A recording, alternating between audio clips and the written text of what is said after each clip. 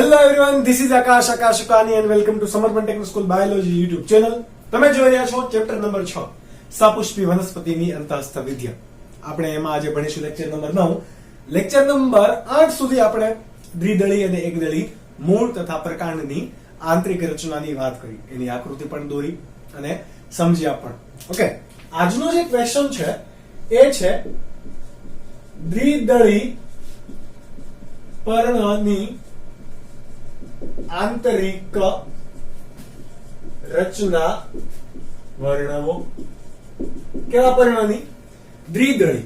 હવે આપણે કોઈ પણ પર્ણને દ્વિદળી છે કે એકદળી, એના પર્ણ ઉપરથી કઈ રીતે કહી શકાય? તો કે એનો શિરાવિન્યાસ કયો હશે? ઝાલાકાર શિરાવિન્યાસ. અપવાદને બાદ કરતા કેવો હશે? ઝાલાકાર શિરાવિન્યાસ હશે. આ દ્વિદળી પર્ણને તમારે એક્ઝામ્પલ તરીકે તમને ક્વેશ્ચનમાં કેવું પૂછી શકે? તો કે વાલના પર્ણની અંતઃસ્થ રચના અથવા તો આંતરિક રચના વર્ણવો, અથવા તો સૂર્યમુખીના પર્ણની આંતરિક રચના વર્ણવો. તો તમને ખબર પડવી જોઈએ કે એ દ્વિદળીનું પર્ણની વાત કરે છે. ઓકે, દ્વિદળી પર્ણને તમારે બીજી રીતે પણ ક્વેશ્ચન પૂછી શકે કે દ્વિપાર્શ્વ કેવો? દ્વિપાર્શ્વ પર્ણની આંતરિક રચના વર્ણવો. કેવું? દ્વિપાર્શ્વ પર્ણની આંતરિક રચના વર્ણવો. આના સિવાય હજુ પણ એક સવાલ તમને પૂછે કે પૃષ્ઠવક્ષીય પર્ણની આંતરિક રચના વર્ણવો. કેવું? પૃષ્ઠવક્ષીય પર્ણની આંતરિક રચના વર્ણવો. તો આ પૈકી કોઈ પણ રીતે તમને ટ્વિસ્ટ કરીને સવાલ પૂછે તો આવડતું હોવું જોઈએ. ઓકે, ચલો તો આપણે પર્ણને લઈએ. તો પર્ણ સપોઝ કે કેવી રીતે હશે? આપણા પાસે અહીંયા પર્ણ નથી, પણ આ કાગળ છે અને ધારી લો કે આ પર્ણ છે. તો આ પર્ણનો આડછેદ તમે કઈ રીતે લેશો? આ પર્ણને તમે અહીંયાથી ફાડશો, બરાબર? ફાડ્યું તો તમે આ ભાગ જોશો કે આ ભાગ? તો તમને આ ભાગે આંતરિક રચના જોવા મળશે. તમને એમ થશે આટલો બધો પાતળો ભાગ? તો કે યસ, બરાબર. વનસ્પતિના પર્ણની આંતરિક રચના જોવા માટે તમારે ખૂબ જ પાતળો ભાગ માઇક્રોસ્કોપની અંદર મૂકવાનો હોય. એટલા માટે માઇક્રોસ્કોપની અંદર આ પ્રેક્ટિકલ કરવો બહુ જ અઘરો છે. ઓકે, ચલો કઈ રીતે કરશો? તો કે એમાંથી આપણે હજુ પણ આગળનો નાનો અમથો ભાગ લઈ લેશું, એકદમ નાનો, બરાબર, અને એને વોચ ગ્લાસની અંદર મૂકશું. વોચ ગ્લાસ એટલે કે વાટકા જેવું હોય, બરાબર. વાટકા જે એટલું બધું ઊંડું ન હોય, થોડુંક છીછરું હોય. કાચનો ગ્લાસ, કાચનો પદાર્થ છે, પાત્ર છે, એની અંદર તમે સેફ્રેનિન અભિરંજક મૂકશો. કયું અભિરંજક? સેફ્રેનિન. સેફ્રેનિન ની અંદર આ ટુકડો તમે મૂકી દીધો. કેટલી વાર મૂકશો? 30 સેકન્ડ થી 1 મિનિટ સુધી. બહુ વધારે મૂકશો તો પછી બહુ વધારે અભિરંજિત થઈ જશે. તો એ બધું તમને લાલ કલરનું જ દેખાશે, ઘાટું ઘાટું, કઈ અલગ અલગ સ્પષ્ટ દેખાશે નહીં. ઓકે, એટલે અભિરંજન કરવાનો સમય પણ નિશ્ચિત હોવો જોઈએ. ચલો, અભિરંજન થઈ ગયું.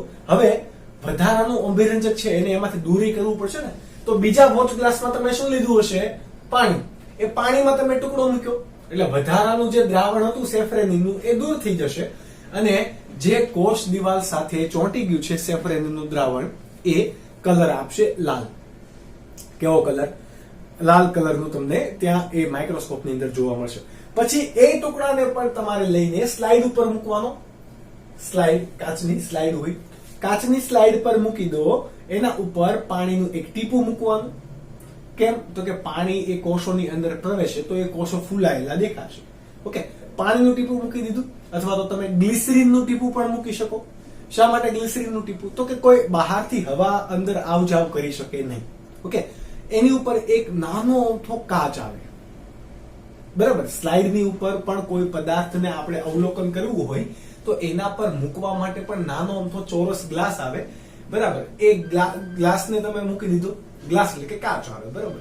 એને મૂકી દીધો, જેનાથી હવે માઇક્રોસ્કોપનો લેન્સ પેલા પદાર્થને અડી જશે તો ત્યાં કદાચ ઘણીવાર કેમિકલ હોય ને આવું બધું હોય.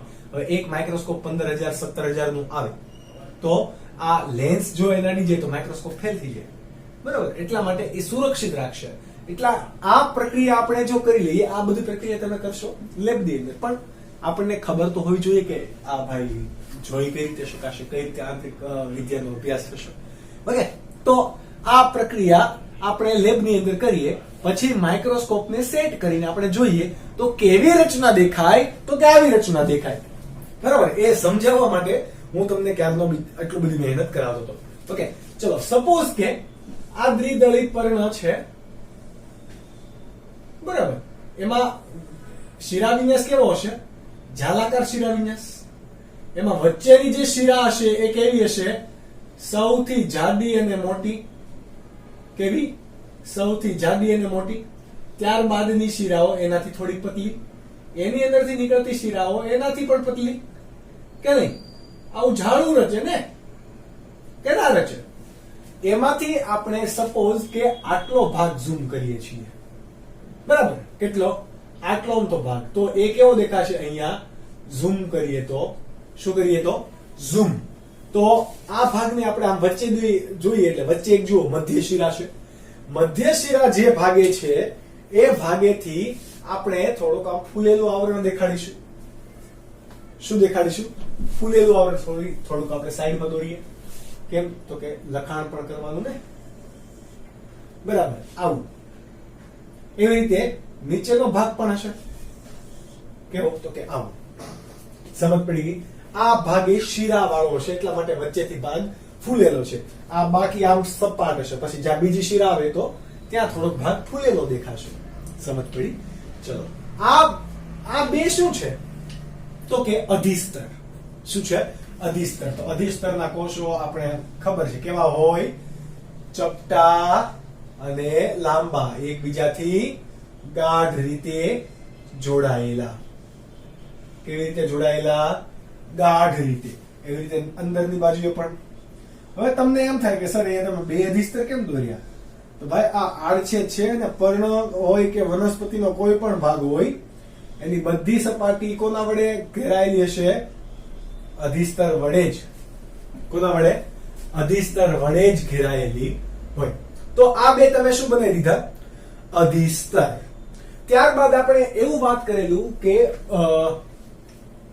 કોઈ પણ વનસ્પતિ હોય એમાં 3 પ્રકારની પેશી હોય: અધિસ્તરીય પેશીતંત્ર, વાહક પેશીતંત્ર અને આધારોતક પેશીતંત્ર. તો આપણે પહેલા વાહક પેશીતંત્રની જો વાત કરીએ તો વાહક પેશીતંત્ર એ ક્યાં હોય? તો કે શિરા. કારણ કે શિરાનું કામ શું હતું? યાદ કરો.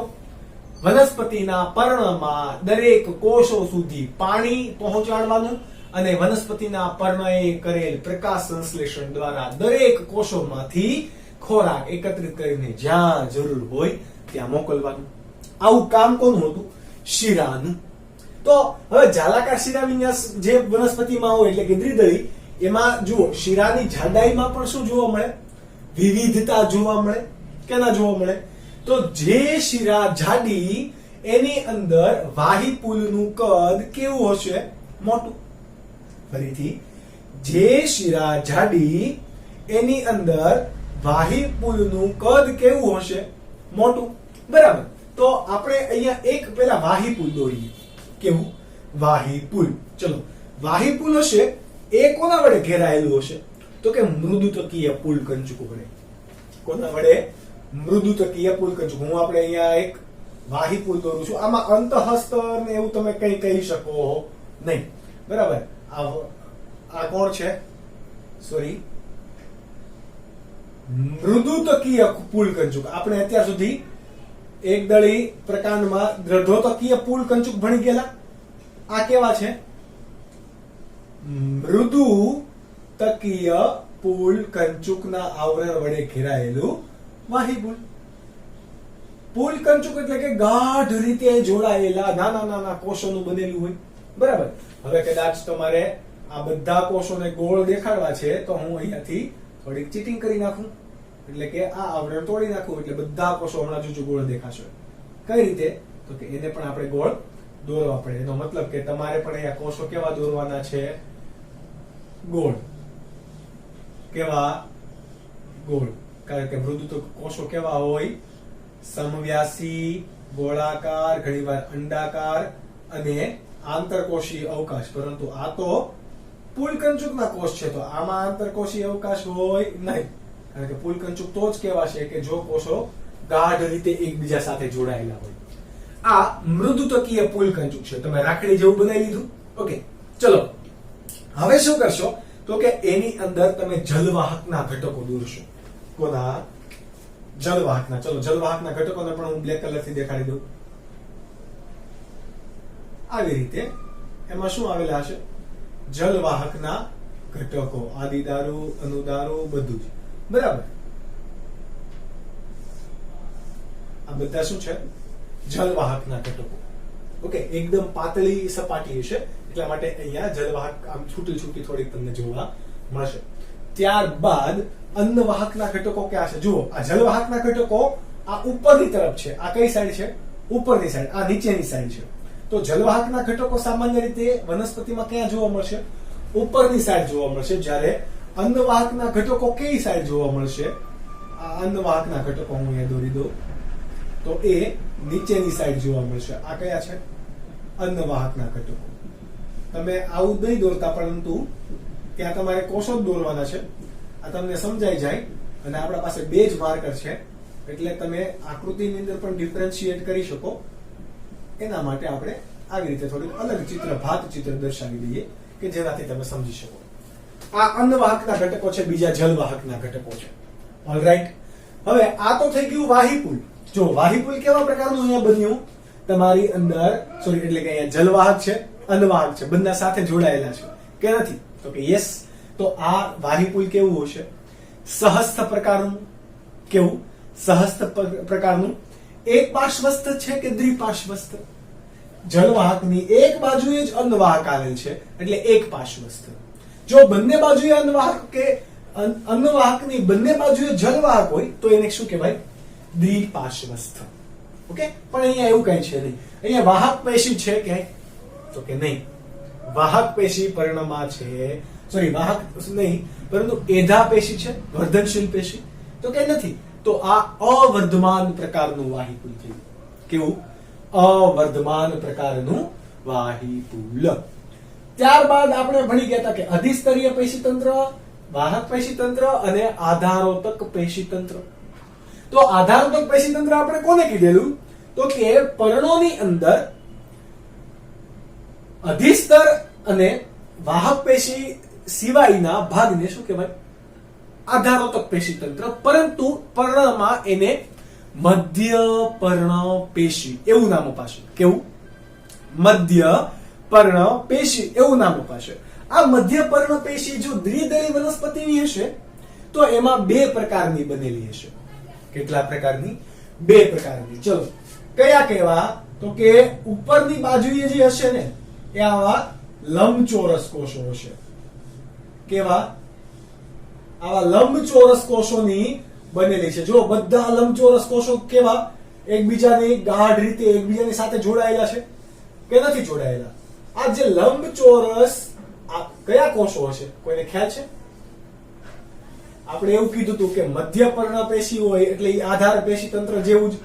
અને આધારોતક પેશી તંત્રની અંદર હંમેશા કયા કોષો ભાગ લેશે? મોટા ભાગે મૃદુતક પેશીના કોષો. કયા?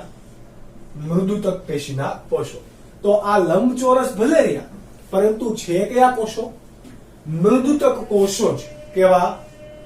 મૃદુતક કોષો જ છે. બરાબર. આ તમારે ખાસ યાદ રાખવાનું. ભલે લંબાયેલા છે પરંતુ મૃદુતક કોષો. આ મૃદુતક કોષોને શું કહેવાશે? એનું નામ છે લંબોતક મૃદુતક કોષો, અથવા તો એની બનેલી પેશીને શું કહેશો? લંબોતક પેશી. શું કહેશો? લંબોતક પેશી. તમે જુઓ આકૃતિ પણ તમારે વ્યવસ્થિત આવી રીતે દોરવાની કે જેનાથી ખબર પડી જાય પેપર ચેકરને ભાઈ ઓકે આ લંબોતક પેશીની જ વાત કરી રહ્યો છે. ક્યાંય પણ તમારે મોટા મોટા અવકાશ બે કોષો વચ્ચે મોટી મોટી જગ્યા આવી દર્શાવવાની છે નહીં. સમજ પડી? આ ઉપરની બાજુએ દોર્યું. આ હવે નીચેની બાજુએ પાછું અલગ હશે. કેવા પ્રકારના કોષો હશે? તો ત્યાં એકબીજાથી છૂટા છવાયેલા કોષો આવેલા હશે અને એ આકારમાં કેવા હશે? ગોળાકાર. કેવા? ગોળાકાર.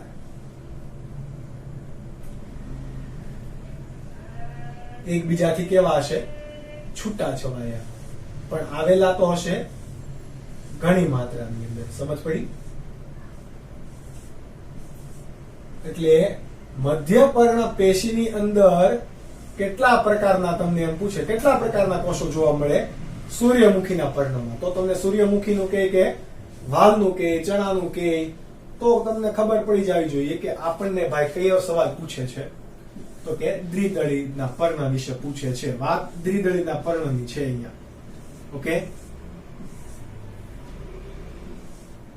તમારે પણ આવી રીતે આકૃતિ દોરવી. આ મધ્યપર્ણના પેશીના કોષો હશે ને, આ બધા મધ્યપર્ણના પેશીના કોષો હરિતકણ ધરાવતા હોય. શું ધરાવતા હોય? હરિતકણ. કારણ કે પર્ણનું કામ શું છે? પ્રકાશ સંશ્લેષણ કરવાનું. અને પ્રકાશ સંશ્લેષણ કોણ કરશે?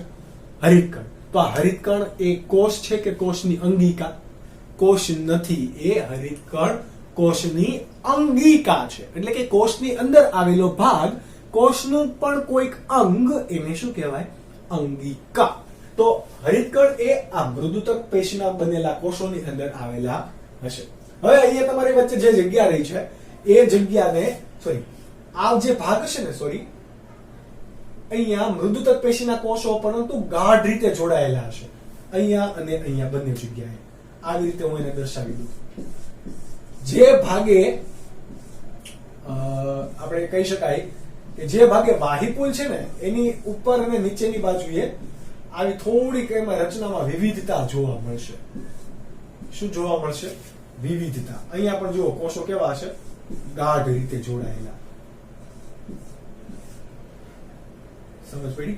અહીંયા બહુ અવકાશ હશે નહીં આખાની ફરતે. બાકી તમે જોઈ શકો કે અહીંયા અવકાશ છે, અહીંયા અવકાશ છે, અહીંયા અવકાશ, અહીંયા અવકાશ, અહીંયા પણ દર્શાવી દઈએ અવકાશ છે, જગ્યા છે.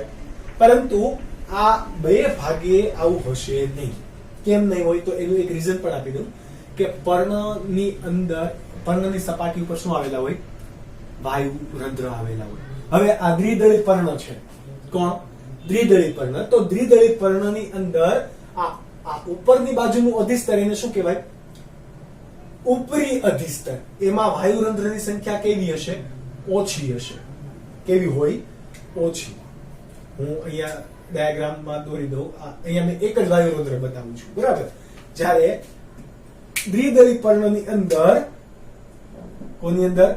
દ્વિદળી પર્ણની અંદર નીચેની બાજુનું અધિસ્તર હોય એને શું કહેવાય? અધઃ અધિસ્તર. શું કહીશું? અધઃ અધિસ્તર. એની તરફ વધારે વાયુરંધ્રોની સંખ્યા હશે. તમને રીઝન પણ આપું. જો અહીંયા આ નીચલી બાજુ, તો અહીંયા વાયુરંધ્ર એટલે કે છિદ્રોની સંખ્યા 1, 2, 3, 4 છે. જ્યારે ઉપરની બાજુ આપણે સાપેક્ષમાં એક જ દર્શાવી. કેમ? તો પર્ણની આ ઉપરની બાજુ છે. પર્ણ હવામાં આમ તરતું હોય એટલે કે લટકતું હોય, તો સૂર્યપ્રકાશના સીધા કિરણો આના ઉપર પડશે. સમજો, સૂર્યપ્રકાશના સીધા કિરણો આની ઉપર પડે તો આ જલવાહક પેશી કઈ બાજુ છે? ઉપરની બાજુ. તો આની અંદર રહેલું પાણી વરાળ થઈને તરત જ અહીંયા બહાર નીકળી જશે. બહાર નીકળી જાય તો એ પાણી ગુમાવાઈ જશે. તો એટલા માટે ઉપલા અધિસ્તર તરફ વાયુરંધ્રની સંખ્યા કેવી હોય? ઓછી. જ્યારે નીચલા અધિસ્તરમાં વાયુરંધ્રની સંખ્યા વધારે હોય. તમને એમ થાય સર તો વનસ્પતિને પ્રકાશ સંશ્લેષણ કરવા માટે કાર્બન ડાયોક્સાઇડ પણ મળે, તો એ ઉપરથી ન આવે? તો કે નહીં, એ વાયુરંધ્ર ઉપર હશે તો ઉપરથી આવે, નીચે હોય તો નીચેથી આવે. પરંતુ કાર્બન ડાયોક્સાઇડને એવું કોઈ ઘમંડ નથી કે હું ઉપરથી જ આવીશ. એને તો જ્યાંથી જગ્યા મળે ત્યાંથી આવશે. ઓકે, એટલે વાયુ માટેનો આ કાર્બન ડાયોક્સાઇડ અને જે પ્રકાશ સંશ્લેષણ થઈને વધારાનો નીકળતો ઓક્સિજન. જોજો એક વસ્તુ અહીંયા હજુ એક યાદ રાખજો કે પ્રકાશ સંશ્લેષણ અને પ્રકાશ શ્વસન, આ બંને પ્રક્રિયા વનસ્પતિની અંદર ચાલુમાં થતી હોય. એટલે તમને ક્યારે એવું લાગે કે વનસ્પતિ ક્યારે ઓક્સિજન ગ્રહણ કરે જ નહીં, એ તો મુક્ત કરે, તો એ વાત ખોટી છે. સાચી કયા તબક્કામાં પડશે? ફક્ત પ્રકાશ સંશ્લેષણ. એને જ્યારે ખોરાક બનાવવો છે ને ત્યારે વનસ્પતિ ખોરાક બનાવવા માટે લેશે કોને? કાર્બન ડાયોક્સાઇડને, જ્યારે મુક્ત કોને કરે? ઓક્સિજન. પરંતુ આ ક્યારે? ફક્ત દિવસે જ અથવા તો પ્રકાશની હાજરીમાં જ. પ્રકાશ શ્વસનની પ્રક્રિયા ભાઈ વનસ્પતિ હોય કે કોઈ પણ સજીવ હોય એને જીવવા માટે ઓક્સિજન જરૂરી છે, ફક્ત અજારક બેક્ટેરિયા સિવાય.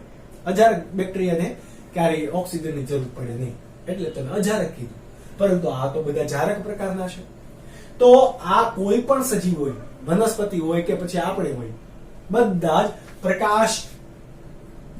શ્વસન કરવા માટે ઓક્સિજન ગ્રહણ કરશે અને કાર્બન ડાયોક્સાઇડ મુક્ત કરશે. સમજ પડી કે ન પડી? પરંતુ આને આપણે પ્રકાશ શ્વસન કેમ કીધું? તો કે પ્રકાશની હાજરીમાં શ્વસન થાય એટલા માટે નહીં. રાત્રે પણ એ શ્વસન તો કરતું જ હોય, પરંતુ આ પ્રકાશ શ્વસન અને પ્રકાશ સંશ્લેષણ બંને પ્રક્રિયા એક સાથે પણ થતી હોય એટલા માટે આપણે એને પ્રકાશ શ્વસન કીધું. તો આ એક તબક્કો યાદ રાખજો. તો અહીંયાથી આ વાયુરંધ્ર હોય તો અહીંયાથી વાયુ, જેમ કે કાર્બન ડાયોક્સાઇડ અને ઓક્સિજન જેવા વાયુની આપ-લે પણ થતી હોય. આની સિવાય ક્યારેક ઉત્સવેદન થતું હોય તો પાણીની વરાળ એટલે કે H2O ગેસ એનું પણ શું થતું હોય? બહાર નીકળતી હોય. આ બધી પ્રક્રિયા અહીંયા થતી હોય. કોના દ્વારા? વાયુરંધ્ર દ્વારા. તો વાયુરંધ્રનું કામ શું હશે? ઓબ્વિયસલી વાયુઓની આપ-લે કરવું, વનસ્પતિની સપાટી પરથી વાયુની આપ-લે કરવું. ઓકે, તો વાયુરંધ્રની સંખ્યા જુઓ, નીચેના અધિસ્તરમાં કેવી છે? વધારે. કોની સાપેક્ષે? ઉપરના અધિસ્તરમાં. તો આ વાત થઈ ગઈ તમારા દ્વિદળી પર્ણની આંતરિક રચનાની આકૃતિ. હવે વચ્ચેનો જે કોઈ પણ ભાગ છે ને, એ ભાગે પણ તમારે શું દર્શાવી દેવાના? આવા કોષો. પરંતુ જોજો, વચ્ચે તમે દર્શાવ્યા કોના? મૃદુતકીય પુલકંચુકના કોષો. તો એની સાઈઝ ના હોય તો પણ ચાલે. આ બધા કોષો કેવા હશે? મૃદુતકના જ. કેમ? તો કે આપણે હમણાં ભણી ગયા ને કે દ્વિદળી વનસ્પતિની અંદર વાહી પુલ કોના વડે ઘેરાયેલા હોય? કોના વડે? મૃદુતકીય પુલકંચુક. તો હવે તમારો આ જે આકૃતિ છે એ તમારી થઈ સ્પષ્ટ. આપણે અહીંયા આ સમજવા માટે દર્શાવેલું, એટલા માટે હવે અહીંયાથી ઇરેઝ કરી દઈએ. ઇરેઝ એટલે કે રિમૂવ. ચલો, આ વાત થઈ ગઈ. કોની?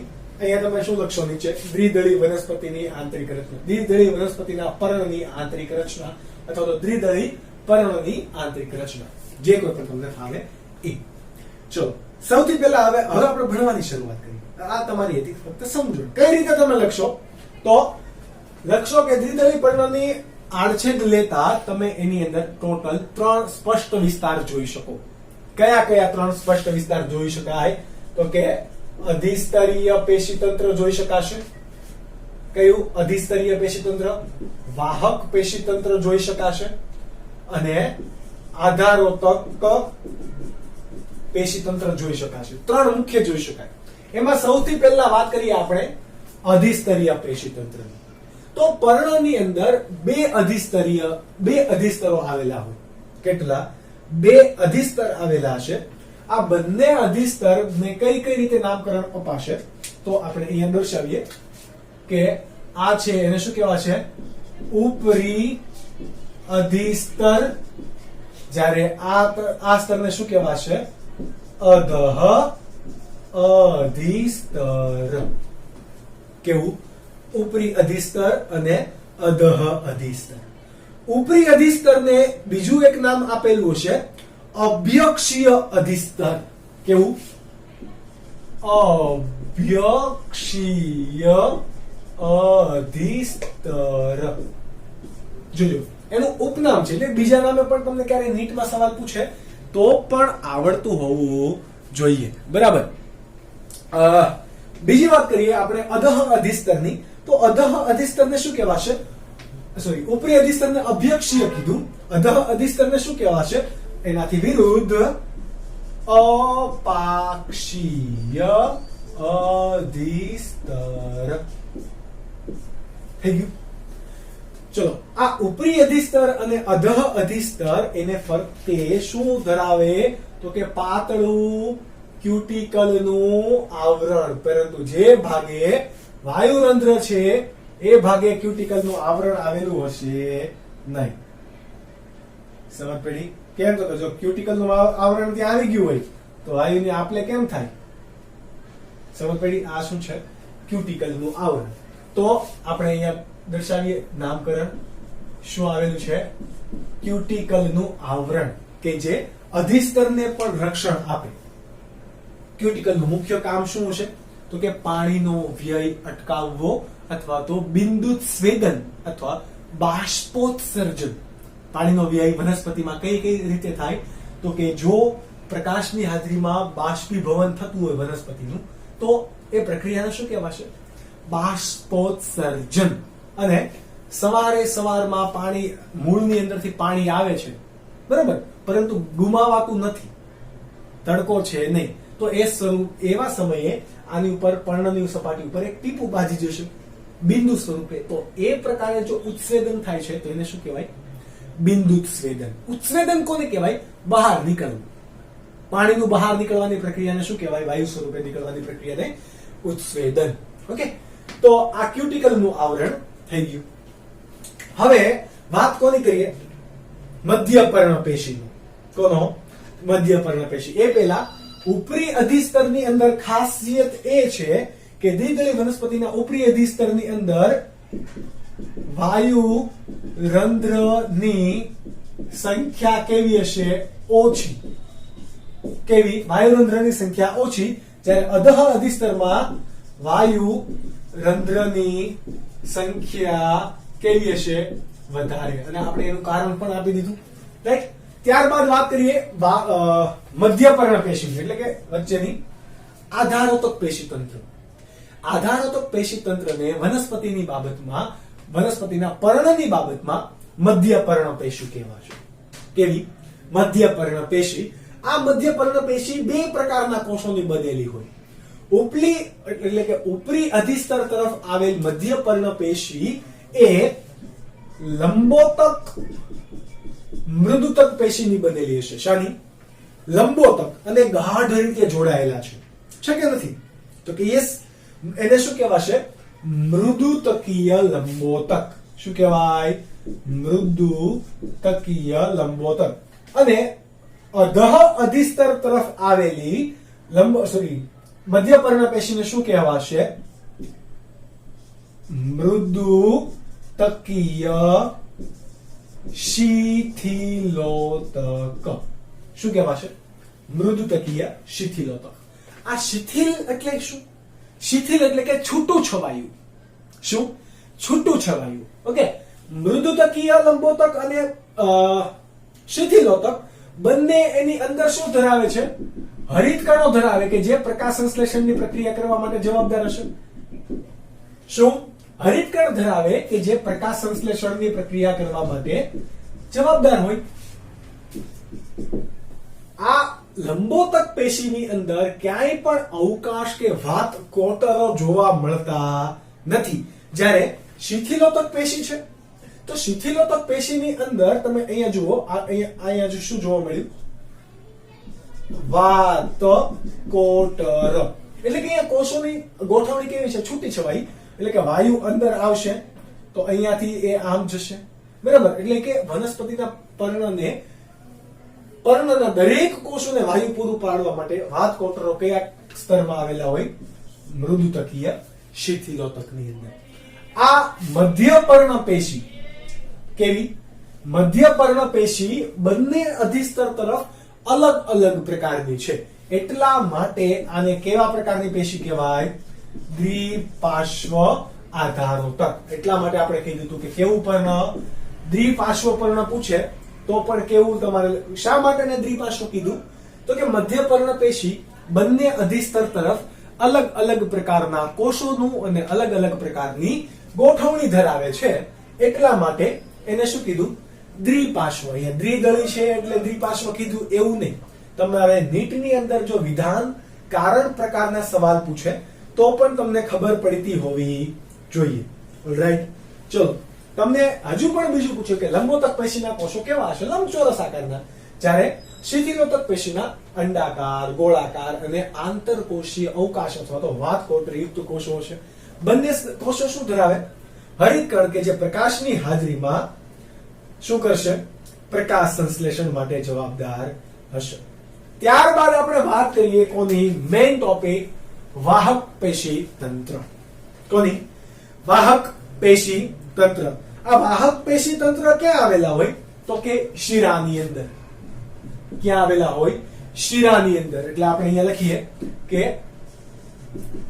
શિરાની અંદર આવેલ ભાગ એ કયો હશે? વાહક પેશી તંત્ર. કારણ કે શિરાનું કાર્ય પણ શું હોય? વનસ્પતિના પર્ણના દરેક કોષ સુધી પાણી અને ખોરાક પહોંચાડવું. રાઈટ? તો આ શિરા. હવે દ્વિદળી વનસ્પતિની અંદર શિરાની જાડાઈ કેવી હશે? અલગ અલગ.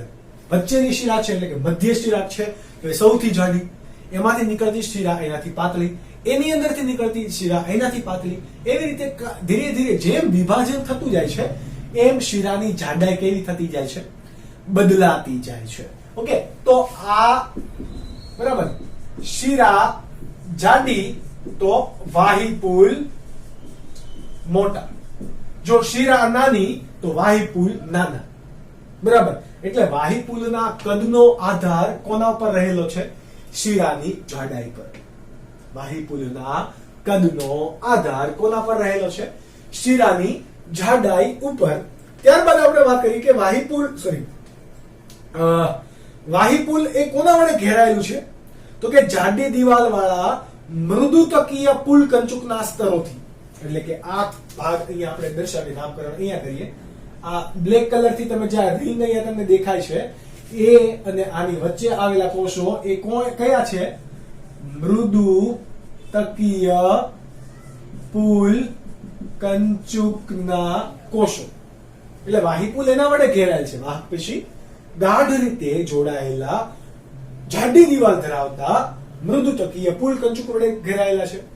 એ વાહક પેશીના ઉપરના ભાગ તરફ એટલે કે ઉપલી અધિસ્તર તરફ કયા કોષો આવેલા અથવા તો કઈ પેશી આવેલી છે? જલ વાહક પેશી. કઈ? જલ વાહક પેશી. જ્યારે નીચેની બાજુએ કઈ પેશી આવેલી છે? અન્ન વાહક પેશી. આ વાહીપુલની અંદર જલવાહક અને અન્નવાહક આવેલા હોવાથી વાહીપુલ કેવા છે? વાહીપુલ કેવા છે? જોજો, શિરાવાળી એટલે કે વાહક પેશીની આપણે વાત કરીએ છીએ. સહસ્થ અને અવર્ધમાન. કેવા છે? સહસ્થ અને અવર્ધમાન. કેમ અવર્ધમાન કીધું? તો કે અહીંયા વર્ધનશીલ પેશી ક્યાંય આપણને જોવા મળે નહીં, એટલા માટે આને શું કીધું? સહસ્થ અને અવર્ધમાન. તો એકદમ સિમ્પલ છે. તમે જો નામકરણ ખબર હશે, શા માટે તમે આકૃતિમાં કોણ ક્યાં દોરો છો એ તમને ખબર છે, તો આ સવાલનું વર્ણન પણ કેવું થઈ જાય? એકદમ ઈઝી.